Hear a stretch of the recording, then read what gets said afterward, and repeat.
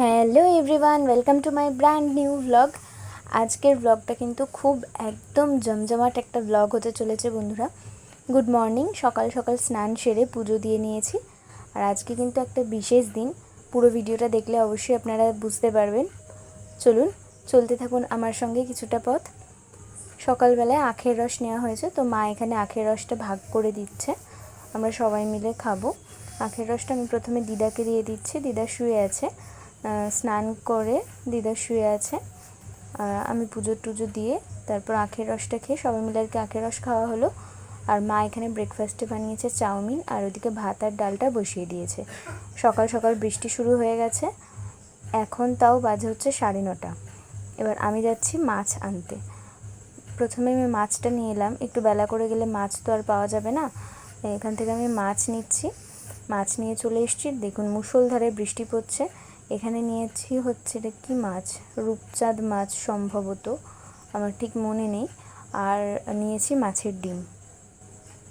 তো মা এটা ভালো করে ধুয়ে নেবে, আর সব কাটাকুটি চলছে তরকারির জন্য। আমি আবার একটু খেটে যাব সবজি বাজার করতে। দুটো বাজার একসঙ্গে করলাম না, কারণ আমার খিদেও পেয়ে গেছে, আবার দেরি করে গেলে মাছটা পেতাম না। আমি চাউমিনটা নিয়ে নিচ্ছি।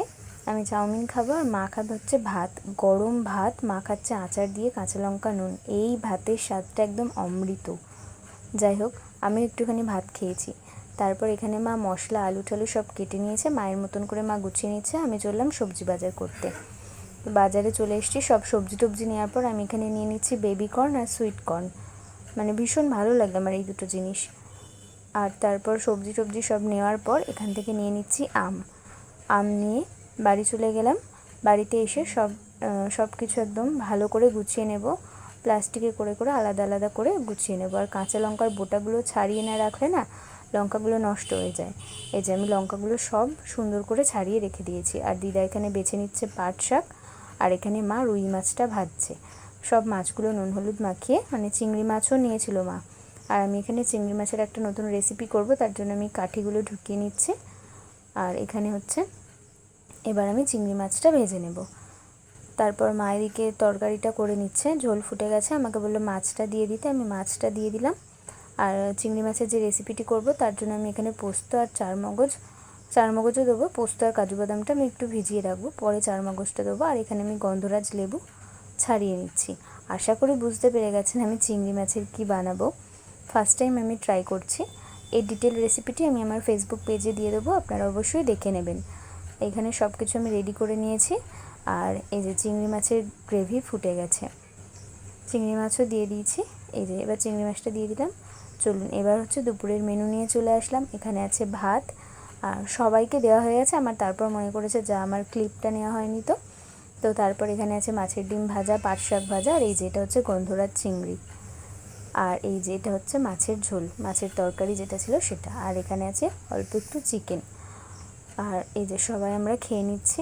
ভাইয়ের খাওয়া হয়ে গেছে, দিদা খাচ্ছে, আমি খাচ্ছি, আর মা খাচ্ছি। আর এটা হচ্ছে বিকেলবেলা, দিদা বাড়ি চলে গেছে, আমরাও একটু বেরোচ্ছি একটা কাজে। ওই যে বললাম আজকে একটা বিশেষ দিন, সেই বিশেষ দিনের উদ্দেশ্যে বেরোচ্ছি। সামনে আছে আরও একটা ভাই, আমার ভাইয়ের বন্ধু। তো আমরা সবাই মিলে চলে এসেছি, অটো থেকে নেমে পড়েছি, এবার যাব সেই কাজে। তো তারপর এই যে চলে এসেছি প্রায়। আশা করি আপনারা সবাই বুঝতে পেরে গেছেন কিসের জন্য এসেছি, কী কাজে এসেছি। আমরা এখানে বসে আছি, আর ভাই ওখানে ফর্মালিটি যেগুলো আছে সেগুলো সব সেরে নিচ্ছে। আমাদের কাজ প্রায় শেষ। তারপর আমি এখানে মিয়ামরিতে চলে এসেছি। যাওয়ার পথে মিয়ামরি থেকে কিছু কিনে নেব। মিয়ামরি না, এটা ছিল মন জিনিস, কিছু কিনে নেব ইচ্ছে করলো, সবাই মিলে এসেছি যখন, তার জন্য। তো তারপর টোটোতে উঠে পড়লাম। টোটোতে ওঠার পর চলে এলাম অটো স্ট্যান্ডে। আমার একটু চা খেতে ইচ্ছে করছিলো, সেই জন্য আমি চা খাচ্ছিলাম। আর ওদের সবাইকে বললাম চা খাওয়ার কথা, কেউ ওরা চা খেলো না, আমি চা খাচ্ছি। এখন আমার চায়ের নেশাটা ভীষণ বেড়েছে, মানে যেখানেই যাব আমার চা লাগবেই। এটা খুবই খারাপ জিনিস, স্বাস্থ্যের পক্ষে খুবই খারাপ, কিন্তু কেউ আমার দেখে শিখবেন না প্লিজ।